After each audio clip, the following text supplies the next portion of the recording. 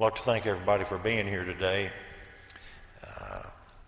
Especially want to thank Brother Dennis for asking me to take care of things while he's having his throat worked on.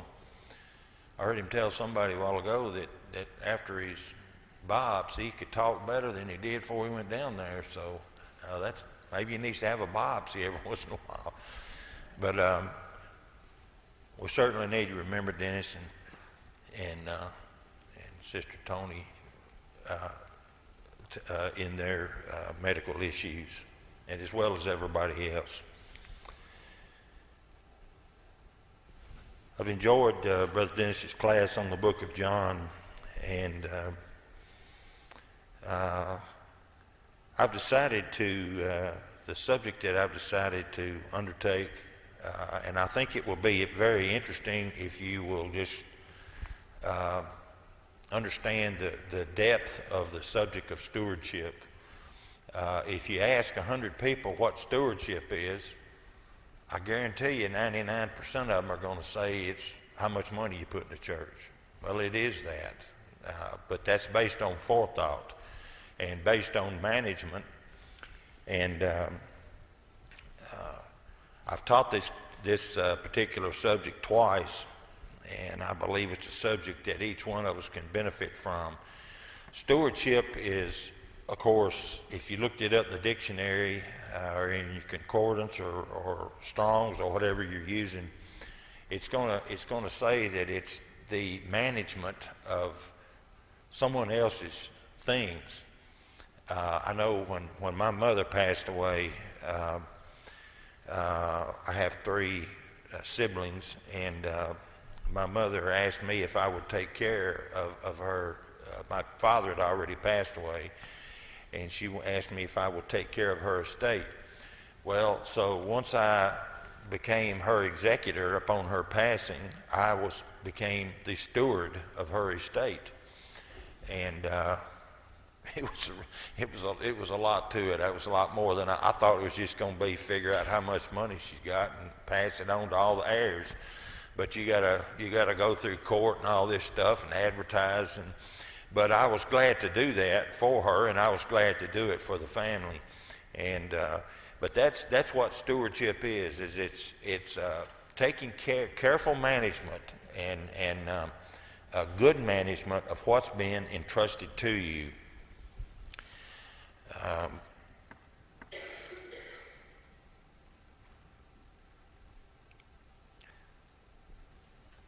What do you think some of the things are that we are stewards over as Christians? Well, our souls. You couldn't be any more responsible for anything better than your own soul. I've got several things here that I've thought we could look at, and one of them is our time. I'm bad about that. You may be too.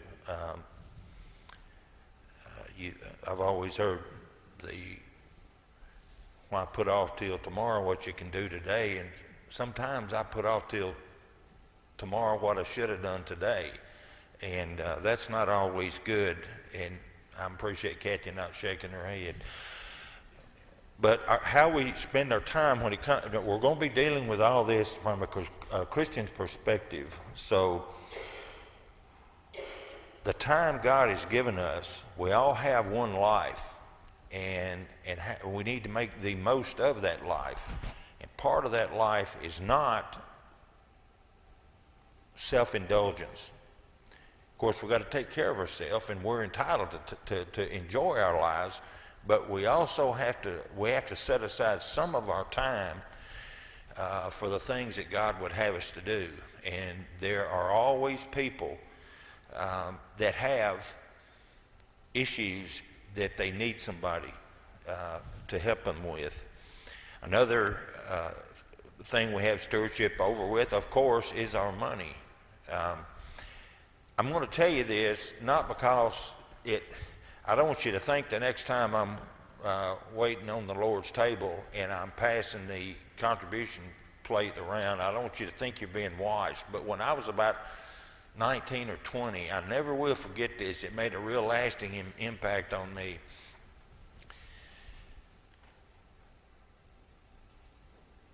I was passing the contribution plate around, and there was this one man that went to church where I attended, and he was an extremely wealthy man. He drove probably the most beautiful Cadillac you could ever imagine. Nothing wrong with that. But the thing that I won't never forget is when we were put on the assignment, it was for the whole month. And I can remember for that whole month, every time I passed the plate to him, he would kind of look off and do like this, and I couldn't help but look down, and he was putting $1 in. Now, I had no business doing that, but I did, you know, to put my hand down there and take it. I saw it. So I just wonder if we had a $50 bill, if that's what that man would have put in. But how we use our money, how we help others with our money, there's more to it than just how much we put in church. It's how we allocate our funds for entertainment. It's how we allocate our funds for giving that will benefit other people. Another topic under stewardship, and I promise you that our class book that we're going to pass out is going to be very helpful to help me guide this class and help you to benefit from the class. But this morning I just wanted to look at kind of a summary since nobody had the books yet, so it wouldn't do me any good to start talking about the first lesson. But we'll pass those out today, and you can be prepared for lesson 1 next week. But another thing is we have stewardship over is opportunities. Well, there's all kinds of opportunities. There's opportunities to do good. There's opportunities to give of ourselves and our time. There's opportunities to increase our knowledge, our Bible study, so that we can help others, so that we can help ourselves, to convert others, opportunities to convert others, and visit the sick. And I said this last time I was up here, this church gets an A+ for its participation in trying to help those that have, when I had open heart surgery, I never seen so much help. And I appreciate it, and I won't never forget that, and I'm sure Kathy won't either. But that's what we're supposed to do. We're supposed to not just focus on ourselves, but focus on others. That's part of what our life that we've been given, part of what our stewardship is concerning our own lives. To edify one another. People in this church are very good about that. Telling you done a good job, telling you, well, nobody will ever tell me that I look pretty, but sometimes some of them, smart alecks, have said, I say, I'm doing pretty good, how you doing? Well, you're not all that pretty.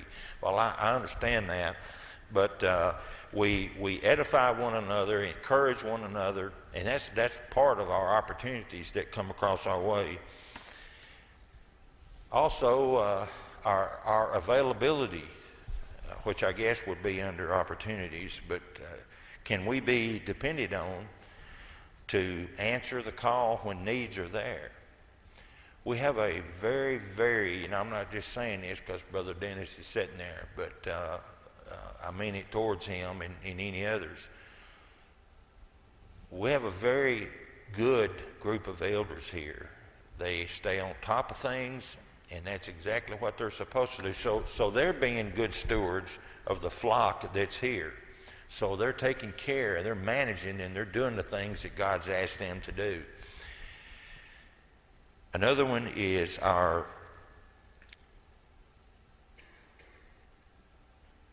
accountability. is Steve said we have stewardship over our own souls. And there's nothing more important, not even children. You know, one thing that I've learned, and I've got some children that have kind of wavered and gone off, and it broke my heart for a long time. And one day it just occurred to me that, I think I can safely say that we pretty much had them in the church every time we could. I was not going to let them steal my happy. You know, I'm supposed to be happy. My life is given to me. God blesses me with beautiful scenery outside, birds. I worked in the nursery business. I got to see blooms all the time.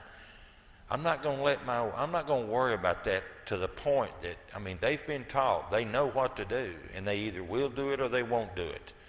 But my soul is more important to me to save. I have to save mine first, and I'm still trying to help them through some of their issues.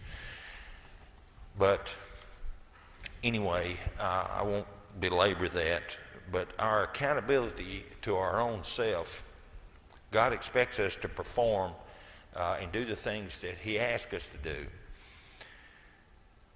Our dependability is another thing. Are we contributing our time to the church's needs? Are we here when the doors are open, or are we are we ready and willing to help each other? We have stewardship over our families, our grandchildren, our children, our brothers and sisters. You want to find out what a family's made of, just wait till one of the senior members gets sick. Then you'll find out exactly how definitely they are interested in what's going on. Can you come and sit with Mother? I'd like to, but I've already told so and so I'd go do so and so. Well, that's what you told me last time. Now my family they helped out a whole lot, but also some of them it didn't help much at all, if any. But we have a responsibility to do things like that.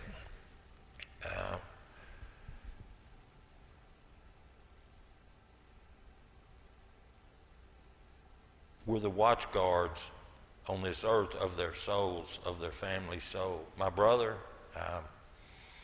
I'll just tell you, my brother, I don't know what's the matter with him, but he just we go fishing or we go do something else. He's had surgery and he can't talk, so I'll just sit and talk to him, and I can't figure out if I'm annoying him or whether he's listening to what I'm telling him. But I just told him, I said, I'm going to put it down on an earthly level. If you ever want to see your mama again and your daddy, which were both really faithful members, if you ever want to see them again, you're going to have to do the things that God wants you to do and submit yourself to God. And I don't know if it's just going in one ear and out the other. I've offered to send him literature, and he's just not interested. Well, you know when it says to shake the dust off your feet, that includes your family members. So I'm going to still work on him, but I'm going to move on. And I hate to say it that bluntly, but you can't just spend your whole life, from an aspect of stewardship, you can't just spend the whole time working on one person. You know, sow the seed. Some of it's going to fall on good ground. Some of it's going to fall on stony ground. Some of it's going to fall on kind of good ground. It's going to come up, then it's going to get dried and go away. But it's our job as stewards of the Word to pass that on to everybody that we can. Finally, another thing is our influence, our stewardship over our influence over others. Do we have good influence or do we have bad influence? It wouldn't do me any good to get up here and talk about car safety and then me go out and as I leave the parking lot and scratch out leave some rubber on the street, I'm kind of being hypocritical. So, before we can be influential on anybody, we have to be a good influence.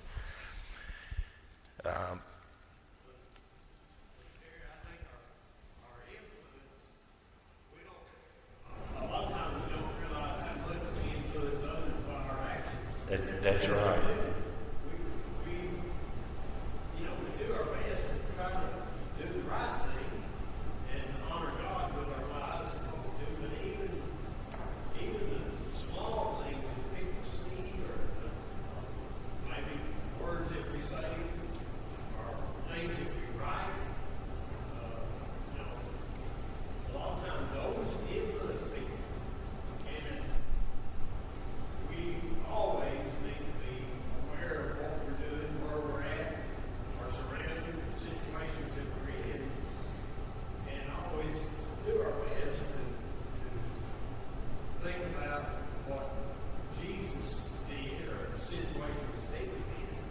Steve, there's I don't know, it was going around. It wasn't the last year or two, but sometime back there was this thing going around about what would Jesus do?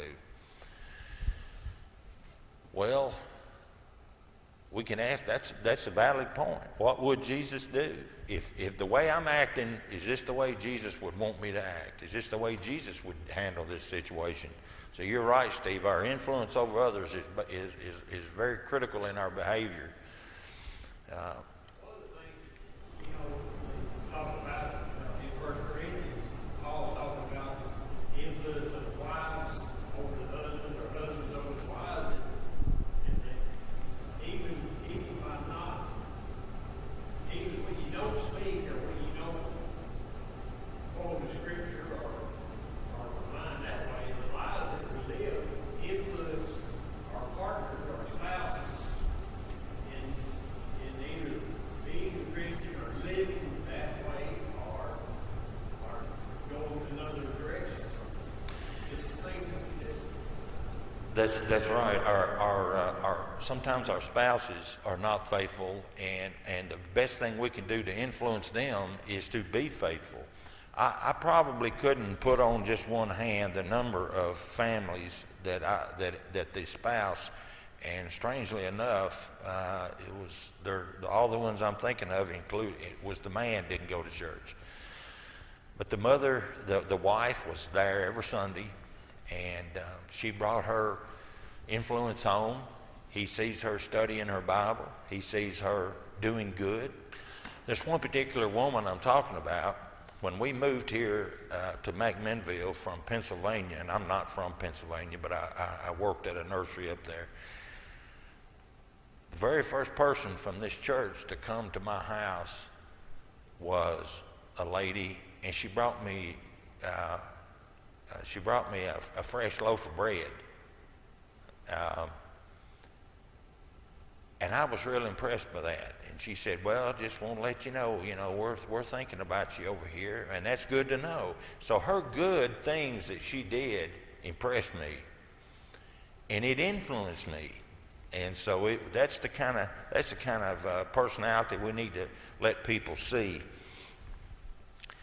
Another one is, and I'm not talking about the talents that are mentioned in the Bible, which, by the way, before I forget the number, if when you hear them talking about talents, like the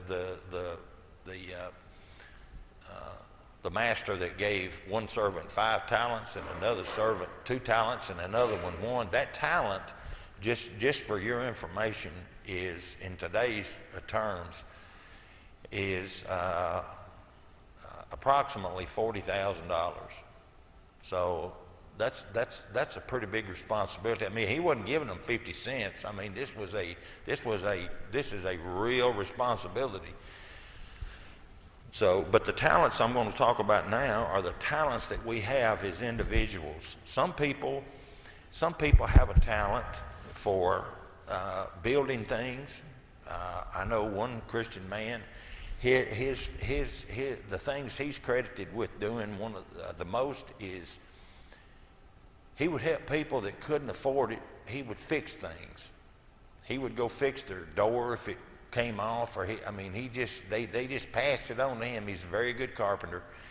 And there's another one that I know that people that were sick and shut in, he had a little trailer and he took his riding mower and he'd go mow their grass. And he did that out of the goodness of his heart. And I hadn't asked him, but I know him. There's no way that he ever received any compensation for that. But he saw that opportunity to use. He's a good mechanic, and he's a good yard cutter. He cuts it nice and clean, edges it real good, and that's what he would do. I'll tell you this much. One of the things when I had my heart surgery, talking about people helping you, one of the things that really concerned me is just because I had heart surgery didn't mean my grass was going to quit growing. And I asked the doctor, he said, "Do you have any questions?" And I said, if I'm real easy, can I mow grass on my riding mower? And he said, "No, you can't mow your grass." And I said, "But it's a real smooth." He said, "You don't mow the grass." So my grass started getting up just a little bit, and I was just about ready to tell one of my boys to get up there and mow it with my mower. And I heard a noise one day, and I looked out there, and there were two neighbors out there mowing my yard. Well, I appreciate that. Won't forget it. I guarantee you, next time they're sick, guess who's going to mow their yard?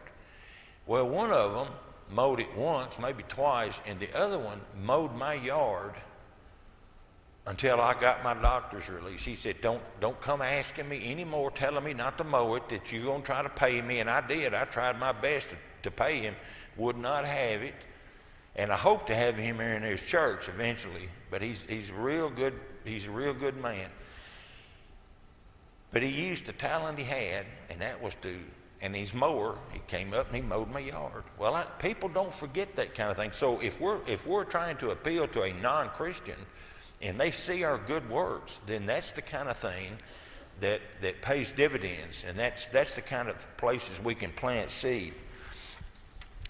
Another couple that I have is our relationships, and I'm talking about our husband and wife, our father, son, mother, daughter, parent, child, Christians, and others, and most importantly, God and ourselves. We have to maintain that relationship. How do we maintain our relationship with God today? Through prayer, through study, coming together like this on Sunday morning, on Sundays as He's commanded. And another one we have to be good stewards over is our health. And I've told several of you this. Some of you go to the same doctor that I go to, a family doctor, but he said, "Terry, after running your tests, this and that and this and that, I need you to do this, and I need you to cut down on salt if you can, and I'd like you to lose some weight." And I thought, well, okay, that's normal. How much are you talking about? And he said, about 75 pounds. I thought he was going to say 5 or 10 pounds. 75. I said, 75 pounds? And I said, that's over a third of my body weight. And he said, that's what I'm saying. So I lost quite a bit of weight here recently, but Christmas and Thanksgiving it just really took a toll on me here, and I'm going to try to get back to that lifestyle. Now, we'll get into a few scriptures, which we always want to do, and I've got here on my notes some principles of stewardship in the Bible that I think are the basis of good stewardship. And one of them is generosity. And this is sort of a replay on what we just talked about, but a generosity in well, I didn't write first or second, but I think it's first. 1 Corinthians 9, 6 through 7, it says, "Whosoever sows sparingly will reap what? Sparingly. And he who reaps bountifully will, or generously, will reap generously. So when we're doing these things to help people, and I'm going to go ahead and tell you something that we'll eventually be talking about. You won't be able to outgive God. He's going to bless you back.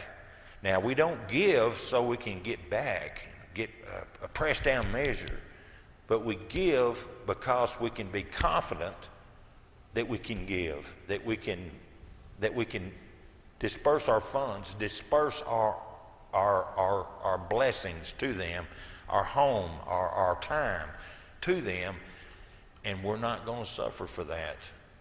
And we'll eventually talk about that, but I want to save that till we get into our lesson.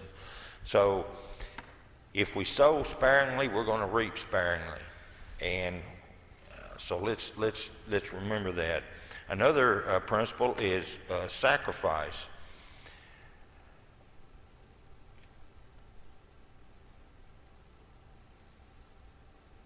We should use the gift that we've received, and use it the way God would want us to. And in that's in 1 Peter 4:10, and in Mark 8 verse 34 it says we must deny ourselves and take up our cross, not once in a while, but what? Daily. You know, if we're going to take up our cross daily, it kind of lends itself to the point, if we boil that all down, if we're to take up our cross daily, then we need to live like Christ would want us to. How often? Daily. We're told to pray without ceasing, so we pretty much need to pray every day. Not pretty much, but every day. We've got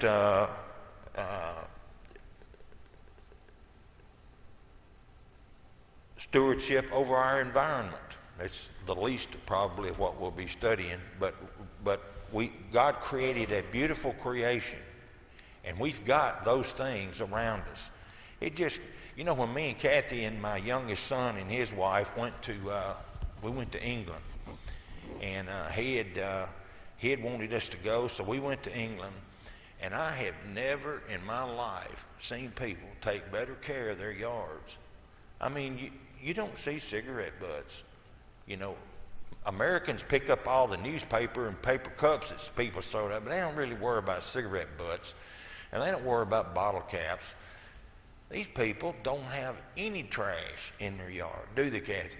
I mean, it's just, you almost feel guilty, you know, saying, well, I thought I kept my yard pretty clean. Maybe I don't. But they like their environment to be first class. We should do the same. That's part of our influence on people. If we got old tires out laying in the front yard and old motors and stuff, that doesn't show much concern that we have for much of anything. Another one is our rewards. In Colossians 3:23 and 24, and I'm just summarizing on these verses, whatever we do it with all our what? All our might. Now, that's not just talking about church stuff. That's not just talking about being good parents, be the best parents we can be. That's everything. That's our work, because when we do that, who gets the glory for how we perform? People go, well, yeah, he goes over there to church. He's talked to me about that. Boy, he sure works hard. He really is dedicated, or she really is dedicated. So we need to do everything we can, and we need to do the same every day. I'm going to have to change glasses. I bought some the other day. This has got a broken side on it. That one I got too strong and I can't get close enough to it to see it. Okay. Another one is Matthew 6:33. seek first God's righteousness, and all will be added to us. Now that kind of goes back to what I was saying just a few minutes ago. I know I've mentioned this here, but I'm going to mention it again. The man that owned, and this is another one of those things that sticks with me throughout my life, a man that owned life and casualty insurance in Nashville, back when Nashville was not such a big town. It just had one tall building, the LNC building. It's got LNC up on top. Well, the man that owned that business was Kathy, I forgot his name. A.M. Burton, I'm sorry. He was probably prominent around Lipscomb when you guys were there. But he was an insurance company owner, and he provided service to people in their insurance needs.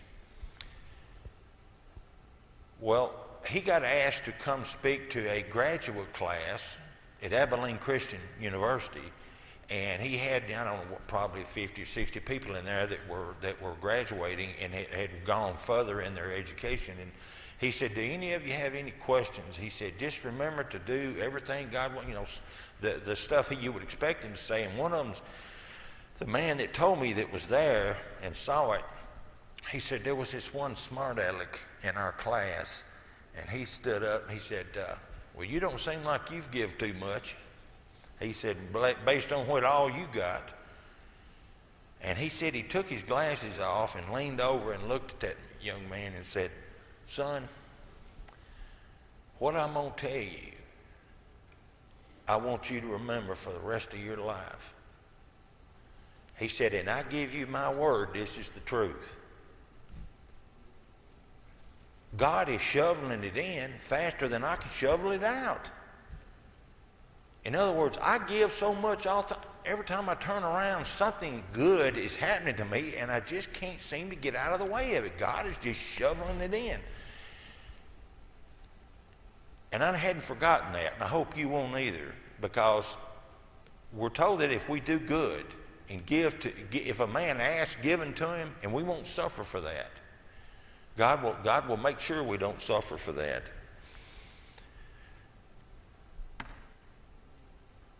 Another issue is that we've mentioned before was accountability. In Matthew 25:23, we want to manage our lives, manage our resources, manage our blessings, manage our relationships, use our talents the way that we should use them, so that in the end that we can be told, well done, good and faithful servant.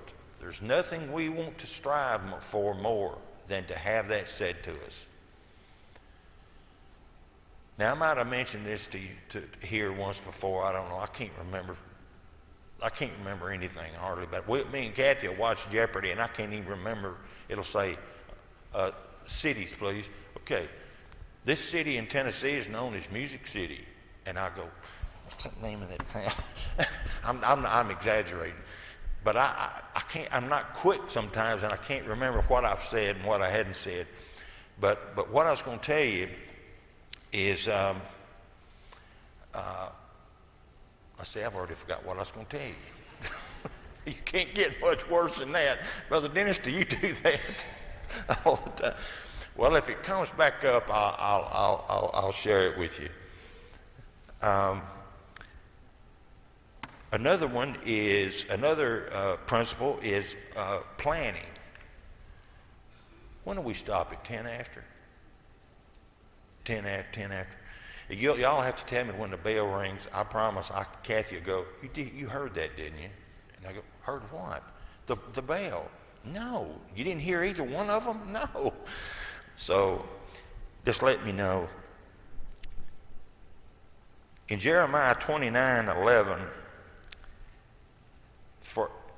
we're told, for I know the thoughts I think toward you,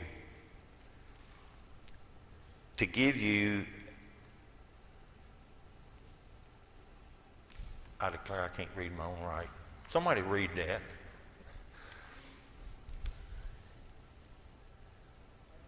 an expected end. I'm sorry. And before because we got to pass some books out. And another one is multiplication. A man reaps what he sows. Well, we've been told to sow the seed, and we talked about that earlier.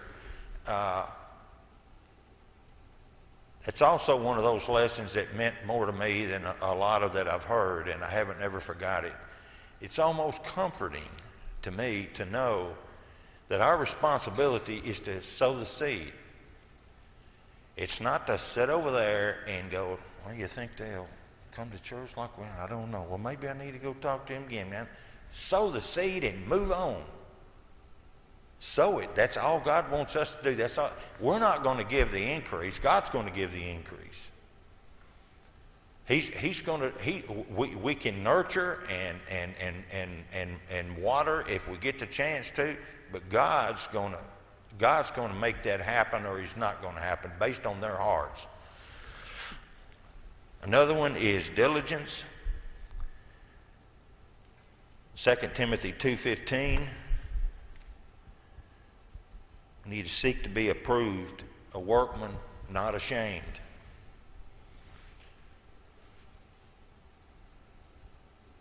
My daddy always told me, he said, if in doubt, just work hard. He said, good things happen if you'll just work hard. He did, and I kind of got in the habit of it, and I hadn't worked too hard here lately, I got to admit, but I think I've earned some of that. But we have to, in everything we do, let's do it with all our might. Also, a principle of humility. Trust with all our heart that God will direct our paths. Yeah, you guys come on up and pass these books out.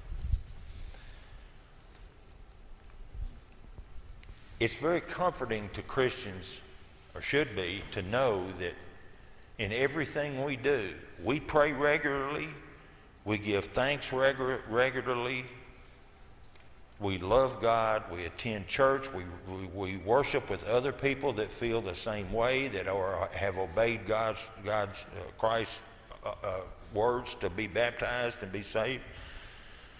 It's good to know that He will direct our paths. And if He said it, He meant it. It's not going to be, well, I hope He does. Maybe He won't guide my path. No, He will guide your path. And another thing, and this is going to be key in the entire study that we have, hey, give one of those to everybody, not just one per family, give one to everybody. That's how many books we bought. Is ownership.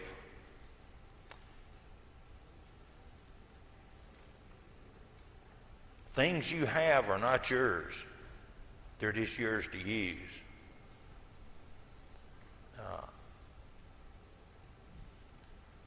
God owns everything. In Psalms 24:1 and Psalms 89:11, it says, the earth is the Lord's and the fullness thereof. Not part of the earth, all of the earth. That includes us and what we have and what we will ever have. And the heavens are yours and all in it. So not just this earth, but everything we see. You want to see me get confused? Just let me go outside on a real clear, cold night when there's not much humidity and not many lights, and look up into the sky and see these stars, and just, I can't comprehend that. I can't comprehend time, not being any time. I understand time here, tick, tick, tick, tick, tick, tick.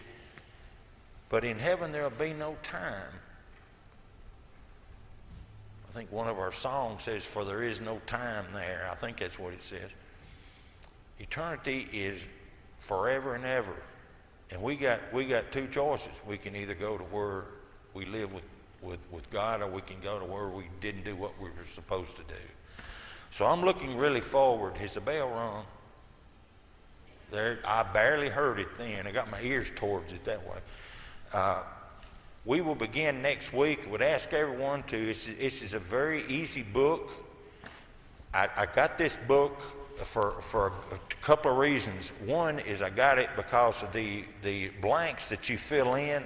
I'm just wanting you to go through the motions on the verses, and it will make you read that verse, and then you can remember that verse. So, in each week, the first lesson next week is going to be the earth is the Lord's, and that's why I close with ownership. So we will begin our class next week, and I appreciate everybody being here, and I hope you'll come back, and I hope you'll ask anybody that you know to come and visit with us, and we'd be glad to have them. But if you didn't get a book, there's the box is right up here. So thank you for attending today.